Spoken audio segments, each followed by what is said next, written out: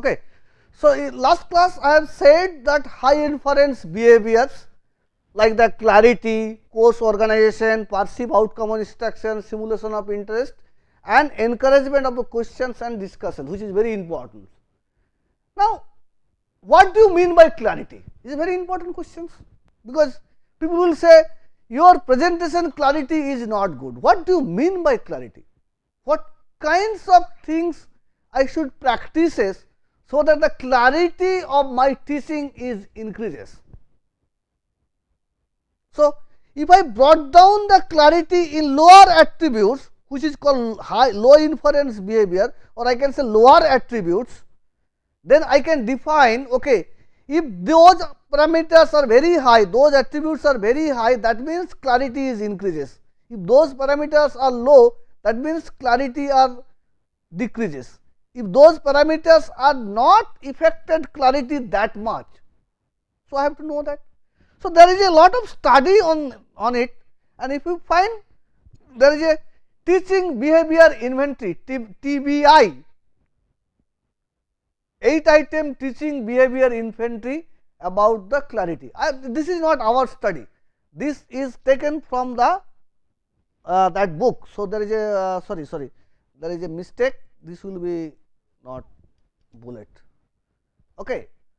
So, now if you see, so what are the parameters? They said the clarity means, as per the teacher behavior inventory, give several example of each concept, use concrete everyday example to explain, fails to define new and unfamiliar terms, repeat, use graph and diagram while explaining, repeat difficult concept several times, stress important point by voice modulation, suggests a way of memorize difficult idea, write key terms on blackboard and overhead screen.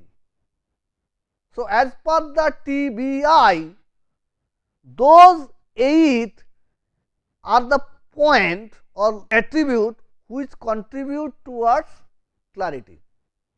Okay. So, give several example of each concept, use concrete everyday example to explain. So, as per their study, not our study, they rank attribute number 2, use concrete everyday example to explain, becomes rank 1, means correlation is very high. That means, this parameter contributed more to the clarity. So, that means, if I use everyday example to explain concrete, explain some certain idea, use that every day to day life example, then students said that yes, clarity of these teachers is very high. Next one important is repeat difficult concept several times. The teachers who repeat the difficult concept several times is also increase the clarity of teaching. Second one, stress important point by voice modulation. This is the rank 2. Stress important point by voice modulation. That is why teaching is an acting. The student said, or it study said that the clarity of teaching will be increases if you use or trace important point by voice modulation. So, instead of speaking in the class flat monotonous tone, if you does not change your tone, the clarity of teaching is not increases. You may find, if you correlate right now, find the teachers who came in the class and same voice, this is like that, you say the clarity of that teacher is not that good. So, clarity is increases if you trace important points and use voice modulation in the class. This is very important parameters. So, as per their data, the important point is use concrete everyday example to explain. Second important point is trace important point by voice modulation. Third is repeat difficult concept several times. Repeat difficult concept several times is an important parameter. So, those are the 1, 2, 3 rank out of 8 attributes which are most contribute to the clarity. So, their weight factors or correlations with the clarity is very high. How do you find out? Suppose I told you take an experiment, or what kind of experiment we should do to find out this kind of result. This result is based on those books which they have studied from the several university of I think Europe, several across the year, across the teachers, all they, I will show you how many teachers they have studied kind of things. But we can do it. We can define clarity can be defined, and I have already have said that we have just initiated the same study doing here also. That not only the study the higher attributes, but also break down the higher attributes, find out, because my aim is different. My aim is to produce good teachers. Our purpose is to what kinds of training I should provide to the fresh teachers so that they can become a good teachers. Our purpose is not only to take a feedback from the students and find out who is good teacher, who is bad teachers. Find out, no problem. After the examination, how do I improve? That is very important parameter. That is why I said that in evaluation also I said, unless it is reinforce your teaching learning process, the study does not have any effect. I studied those are the way to define the good teachers, I define he is a good teacher. If we end there, this is one way loop. So, you examine your blood, you find the sugar is very high. If you do not take the medicine, then why you examine the blood? Same things in here also, that if you study, take the study, find out the study, and you have to find out which I have to practices to become a good teacher. Okay. So, that can be done. So, clarity, there is another point, organization. What do you mean by course organization? Signal the transition from one topic to the next, put outline of lecture on blackboard or OSP or PowerPoint, explain how each topic fit into the course as a whole, give preliminary overview of a lecture. Course organization is also one of the important parameters. So, if I say, if you use the pedagogical framework, the tools, so course organization is taken care by the tool. Don't have to worry about the course organization.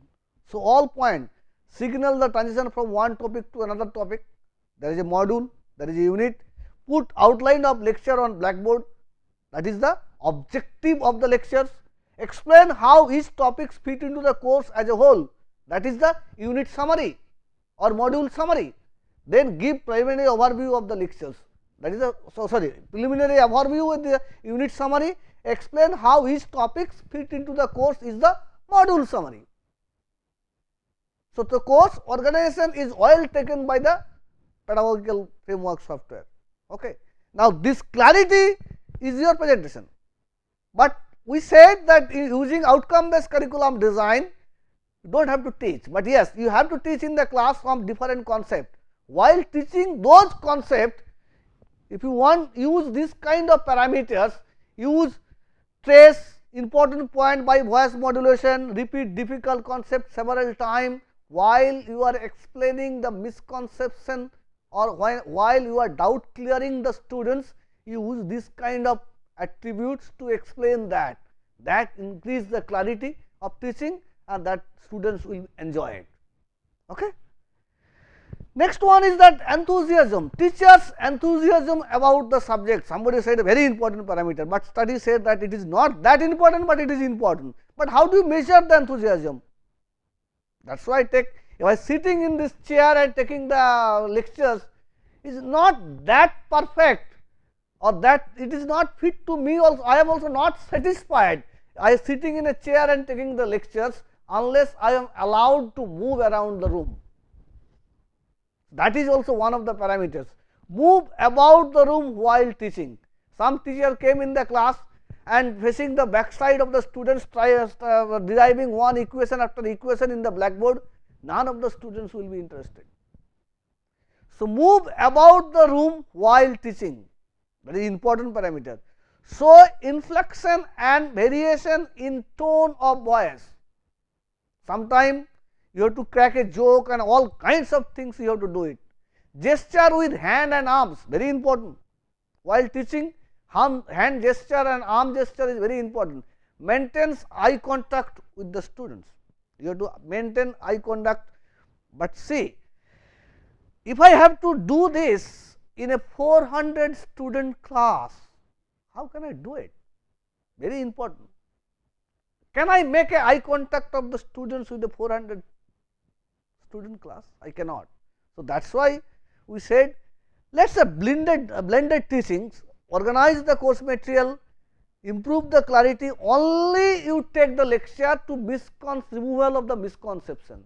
So, then I can say yes, it is possible to eye contact, because somebody says, sir, this is my misconception. So, those group you can make a eye contact with them. So, you know whether they understands or not, and you can give several example, everyday example to explain that idea.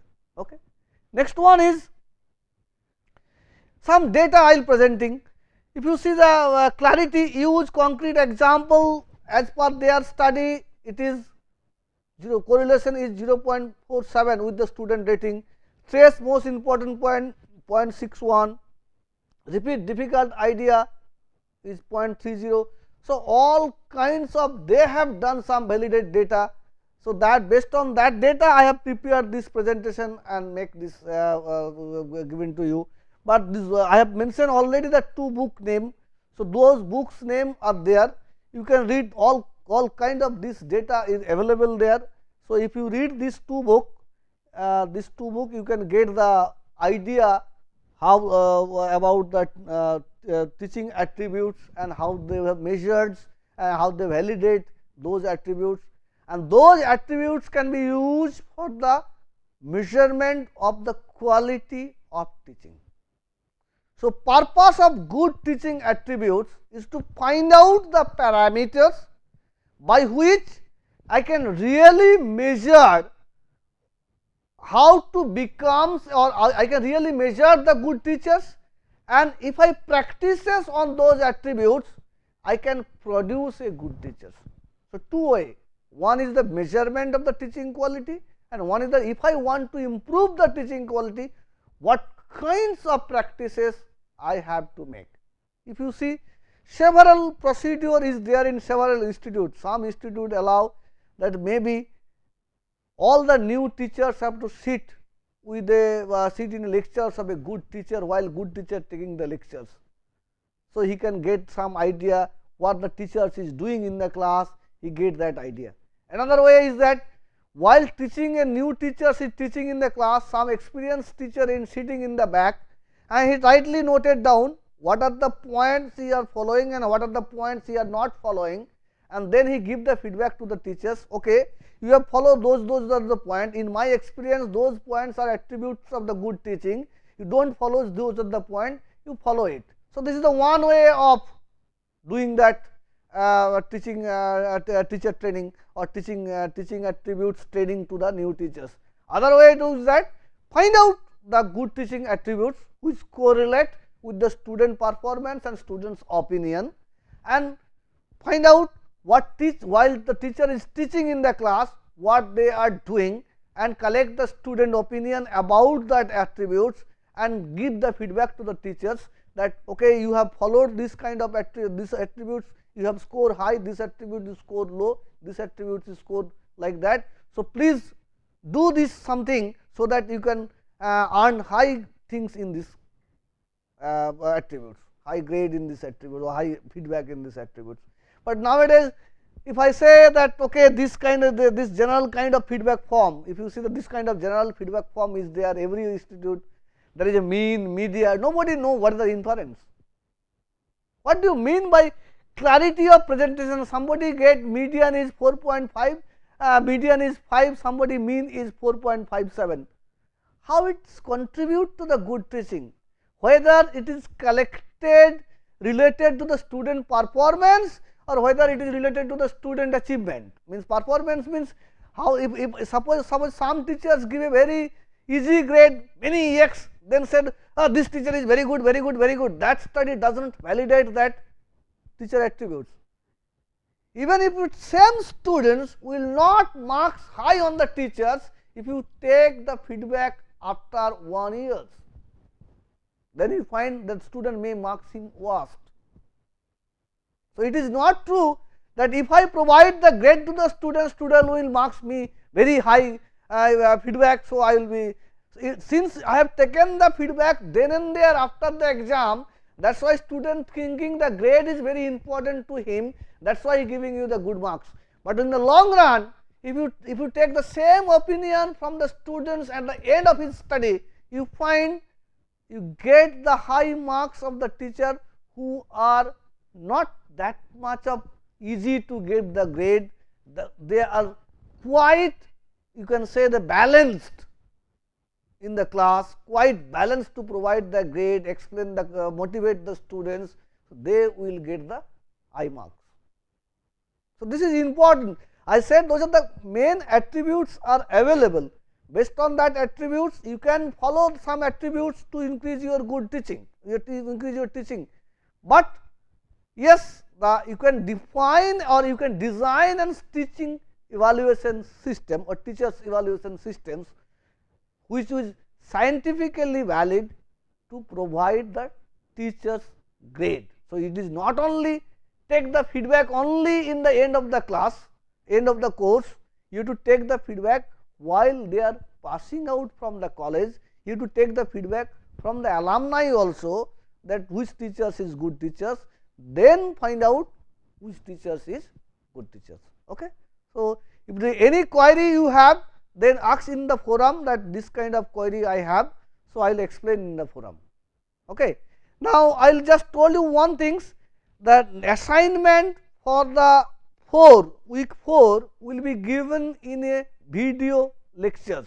I will provide a half an hour video lectures, what you have to do in the assignment, and if you do that assignment, after the end of the assignment, I will again provide you a half an hour lectures, which will explain what is wrong and what is right on that assignment. So, the assignment of the next, this assignment 4 will be really on curriculum design. You have to design the curriculum.